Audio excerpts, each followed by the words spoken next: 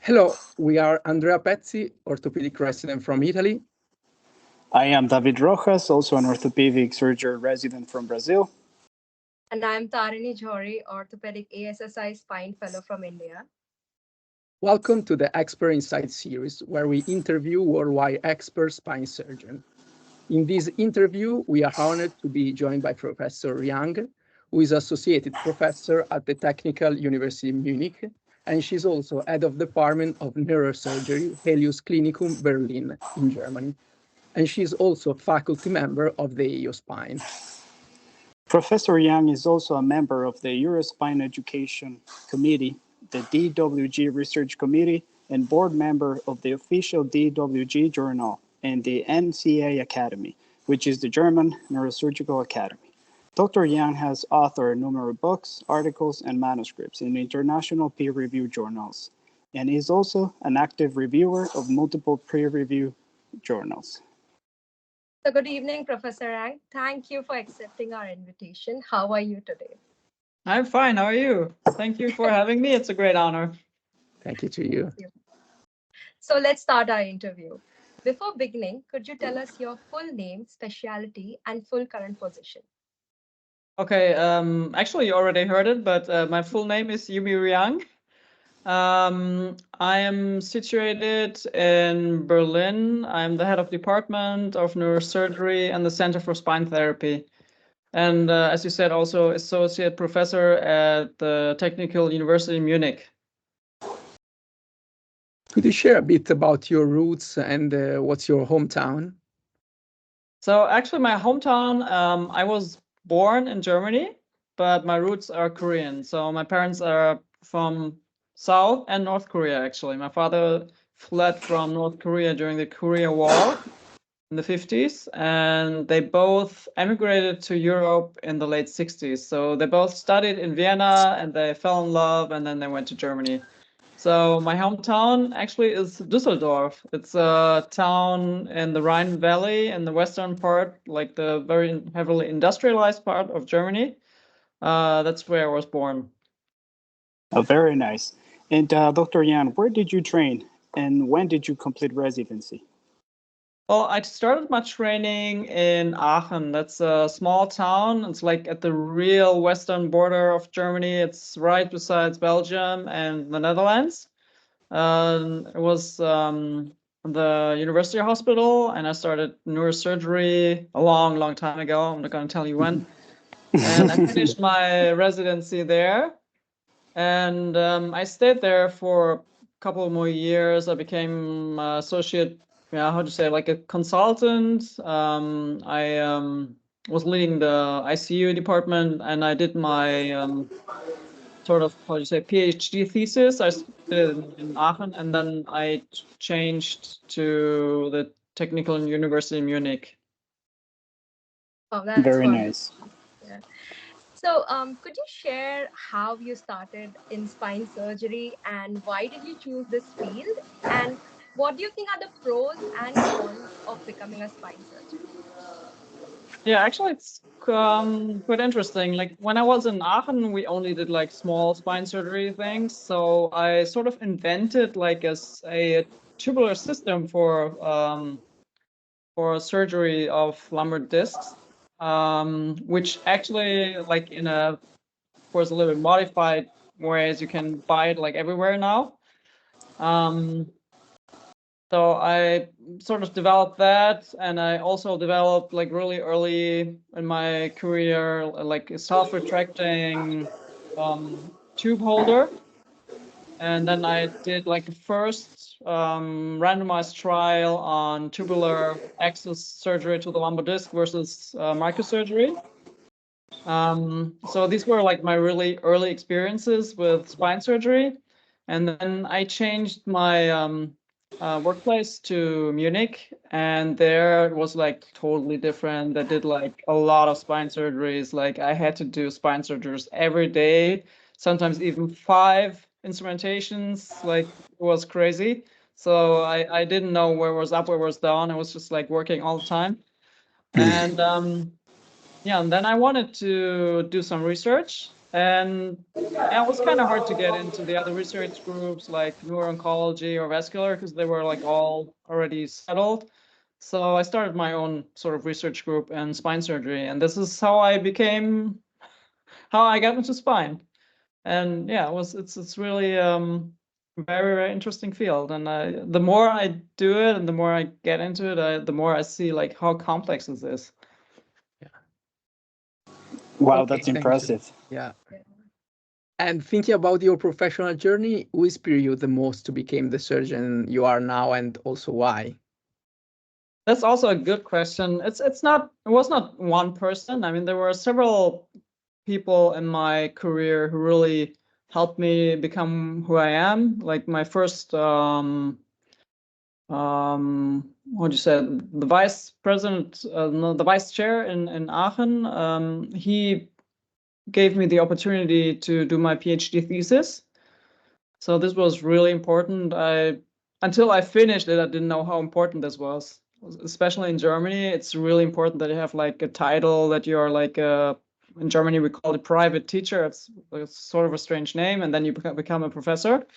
It's really important. This is something that I realized only when I got it.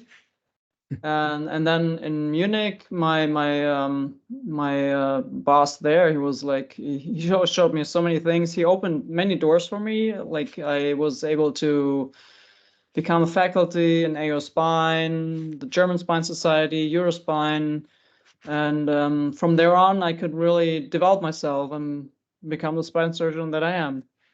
And many other very good spine, or very excellent spine surgeons that I got to know during my work within these different societies. Mm-hmm. That's very nice. Mentorship is such an important thing. Yeah, it's very important.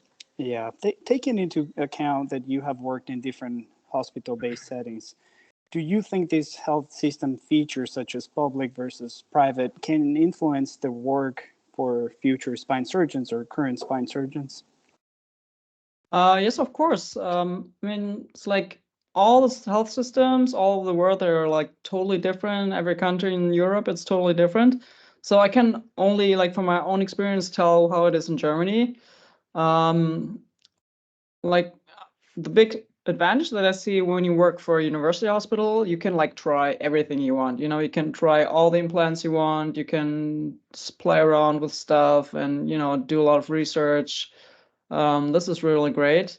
Like in the private sector, it's a little bit different. Now I work for like a privately held like company, and there you're sort of restricted to certain products that you have to use and certain implants.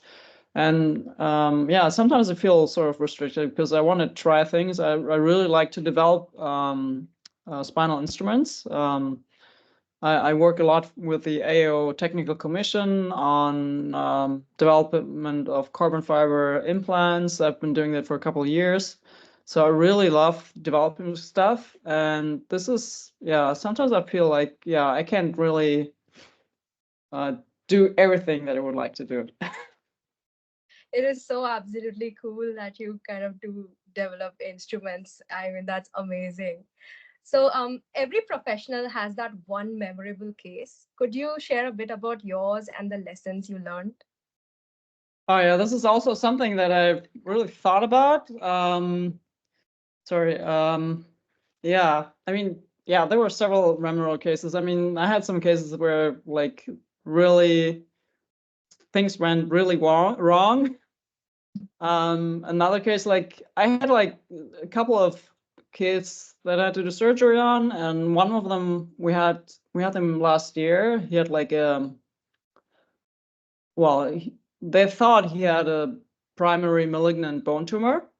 Mm-hmm. And I was on vacation, unfortunately. So sometimes I come back from vacation if it's not too far away, but it was quite far away, so I couldn't go back. And I was just talking to my consultants here. And yeah, I mean, everybody thought it was like a malignant spine tumor, and they always told me, yeah, he doesn't have any neurological deficit. We don't, you know, we're not really in a hurry. We don't have to do something tomorrow.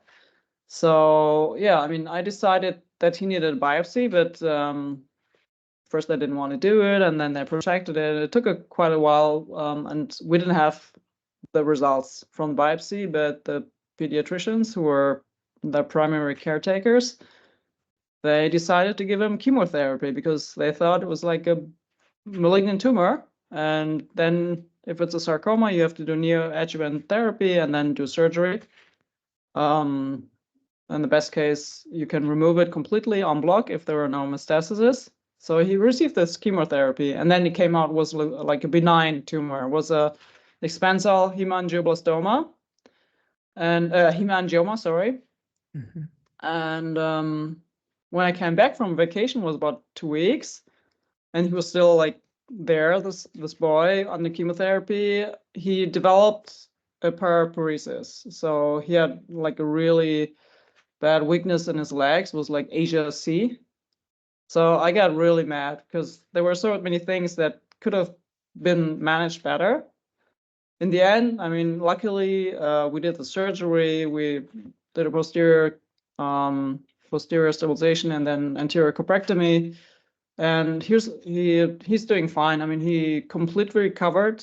He got back all his strength, and he went into rehab. So I was really, really happy with the case. But I wish it would have gone like been managed better. You know. Yeah. So sometimes there are things, you cannot influence, and sometimes, maybe I should have insisted more that they should wait for the results of the biopsy.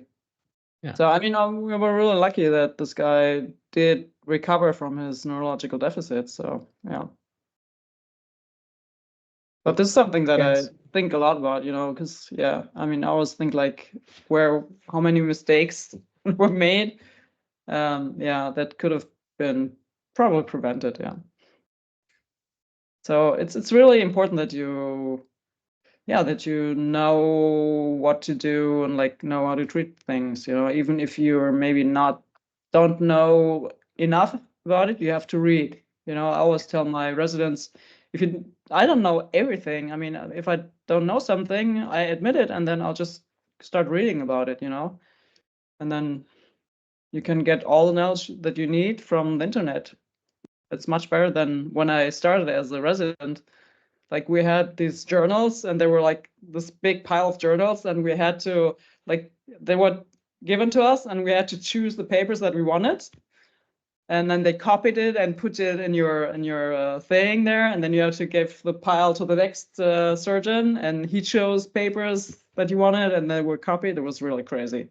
So now we're like really spoiled. I mean, we can look up everything on the internet. Yeah. Thank you for the advice. Thank you very much. Yes. Right. No excuses. Yeah, no excuses, excuse. No excuse. Yeah. So you are currently a faculty member of AO Spine, and it is important for a spine surgeon to be a part of an academic community like AO Spine. And in which way the AO Spine influence your career? Yeah, so I think it's really important. I mean, I always thought like I was like a fairly good surgeon and fairly knowledgeable, but when I started doing all this teaching and, as faculty member, like giving courses and chairing courses and stuff, you're really forced to look into the literature and be like really knowledgeable. And that's when I realized I don't know anything, So I think it's really important, really helped me develop as a spine surgeon, to know like the most recent literature and to get to know other surgeons. I mean, I got to know so many great surgeons, and especially orthopedic surgeons. I think it's really cool that you have this combination of neurosurgeons and orthopedic surgeons or trauma surgeons that are spine surgeons, because they have like a totally different approach to the spine, and you can learn from each other. It's really fruitful, I mean, I've been working with a deformity surgeon for 3 years now in my hospital, and we do a lot of like really complex cases. We always do it together because it's a lot of fun, and he learns a lot from me, and I learned a lot from him. I learned how to place pedicle screws without any x-ray. I mean, for neurosurgeons, like, oh my god, no, everything with navigation, nothing with freehand. And he like he learned how to do surgeries with under the microscope, and then he told me he was like really proud. It's like, oh, I bought a burr, you know, like these things. And the biggest burr I've ever seen was like size 6, and it's like, yeah, what size did you buy? 8. So he bought like this really big burr, and it's so funny when he uses this. He always uses it with 2 hands, and he's like, "Ah," you know, and everything's like there's so much smoke, but it's really fun. That's I think fun. it's really important that you are in some sort of spine society and try to become faculty. It's great. It's a lot of fun. You learn a lot, and yeah, it's just great. Thank you. Going back to your career, what is the biggest achievement that you're most proud of? Well, I mean, I'm real proud that I managed to do my PhD because I'm sort of I used to be some sort of a fretter. I was like, I had all my stuff together, but I didn't submit it. Like, I waited for like 4 or 6 years till I submitted it because I was like, it could be better. You could have more publications and stuff.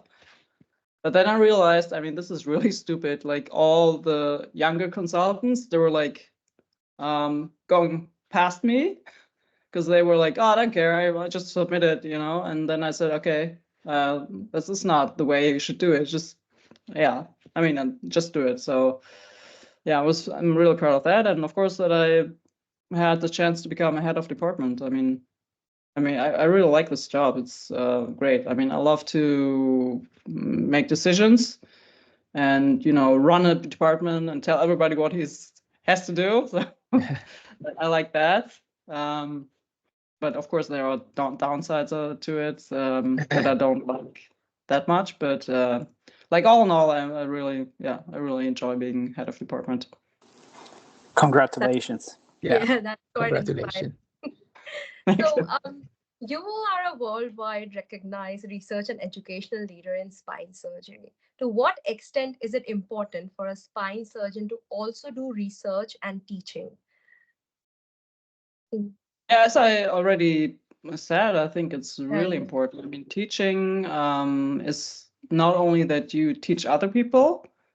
I mean, you become better when you teach people because like you get to know what their problems are, like, or how they approach a case. It's sometimes totally different from how you see things or how you approach things. And then you're really forced to read the recent literature and to be really up to date, because they ask you all these kinds of questions, and it's really embarrassing if you can't answer them. So you better be prepared.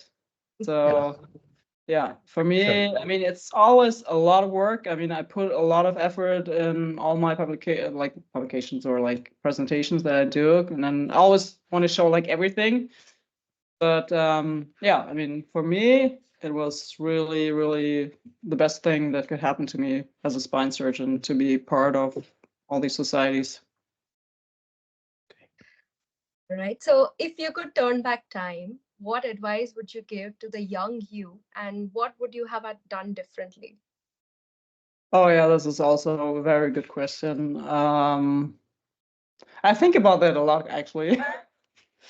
I mean, I'm someone like if someone tells me you have to work, I do it, I never say like in that case, I'm like a typical woman, like, okay, they tell me to do it, I do it. I don't complain, I just do it. So I think I work too much. I mean, I just work too much. It's like, I mean, compared to the guys in US, it's they think it's normal, but like in Germany, it's not normal if you work more than 40 hours a week. But when I started with neurosurgery, I had like 120 hours weeks, and my salary was like 700 euros a month. Yeah, can you believe that? I mean, I had like hourly salary of like, I don't know, 50 cents or something. It was crazy. Yeah. And then like I've been working at a university hospital for 20 years, so I'm used to working weeks of 80 hours a week was like completely normal for me. So now as a head of department, I maybe I shouldn't admit it, but the working hours have become better. And that's what I really enjoy. like also being able to plan things on weekends. I mean, for 20 years, I wasn't able to plan anything on the weekends because I never knew if I had to work or not. And like the last 2 years at my last university hospital, I was like the oldest consultant. So I was the only one who could like do everything. So I was called almost every night by one of the younger consultants. Oh, can you help me? There's this difficult surgery. Or like on the weekends, like I was living in Munich, so I love to go to the mountains. So I was like mountain hiking, and I get this call. We have this emergency. Can you come? It's like, no, I don't want to. Yeah, but you're the only one who can do it. It's like, yeah, okay. So I went back there. I mean, it was really very, very tough times, but I learned a lot. But yeah, I think I would cut down on the working hours. Yeah. So you are the co-founder of AO Spine Women in Spine, and this brings me to ask you for your advice to all our female surgeons watching this interview. What would you want them to know? Well, yeah, I mean, I think it's really important that we should not, like as women, we should not just rely on our gender. Like, it's like, oh, I'm a woman, you have to support me, I mean, I think it should not, in the end, my goal would be that it does not matter what gender you are, what age, whatever race, it should just your abilities and what you've achieved should, count for anything that you want to achieve further in your life. You know what I mean? It should be on merit, not on like what your race is, or if you're like a, woman, POC, whatever. I mean, this should, in the end, it should not count. So I think it's really important that you try to become the best surgeons you think you can become. I mean, you have to invest some time. It's not like it doesn't come without cost. I mean, you have to sacrifice something if you want to become like a really good surgeon. Doesn't matter which field. So maybe Serena Hu. I mean, I admire her a lot. I mean, she's also Asian, and she's like at Stanford, and she's the president-elect of the American Orthopedic Association right now. And she told us in my lecture, you cannot have everything. So if you want to become a good surgeon, you have to cut down. Like, you can only have one hobby. If you want to have family, you can only have one hobby. So I didn't have any hobbies. Actually, I mean, not really, because I was working all the time. And also, I thought it was not possible to have a family with this kind of work that I did and with the amount of work that I had to accomplish, So, yeah, I mean, you have to try to become the best surgeon you can, but also try not to like completely be eaten up by work. I mean, I hate this word, work-life balance. I can't, I really hate it because this is a lot of times it's like the first thing I get asked from students who just come from university and have no idea about work. But I mean, it's sort of like important that you find something besides work that you can get back your energy or, so it should not work like all the time, but have something else besides work. I think that's really important. Thank you And for your also, advice. Thank you.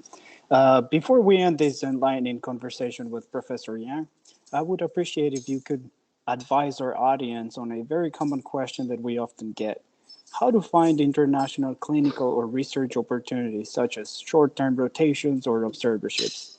Does your institution has an established international visiting program available for interested applicants? um, I'm very sad to tell you no, but I hope maybe we can become a host center for fellowships. Yeah, I mean, just look into AO Spine or any other spine society. They always have some sort of fellowship where you can apply. Also, Eurospine, they have these certified centers that you can look up on their internet, like either they're Eurospine certified or non-Eurospine certified, but accepted. So they just have a certain standard of procedures and procedures that you can learn there. And I think that's really helpful to just look it up on the internet, and you can find many places where you can go. I mean, they have hundreds of centers all over the world. And ask around. I mean, just ask other people, have you been there, or what would you recommend? Always depends on what you want to learn. I mean, if you want to learn like MIS or endoscopic, you should go to Asia, maybe Korea. I mean, they have like the best endoscopic surgeons. If you want to learn deformity, you can go to Germany, you can go to the US, France. So there are a lot of opportunities. Okay, so thank you very much for joining us today, and also to be a source of inspiration and motivation for young surgeon like us, and also for all the member of the spine community. It has been a truly privilege, and so we thank you very much, Professor. Yes, thank you. It was a privilege for me too. It was a lot of fun, and yeah, I hope I could inspire some of you to become spine surgeons. Thank you very much. Absolutely, you did. Thank you. Thank Thank you, you. Professor Yang. Thank you, Professor Yang.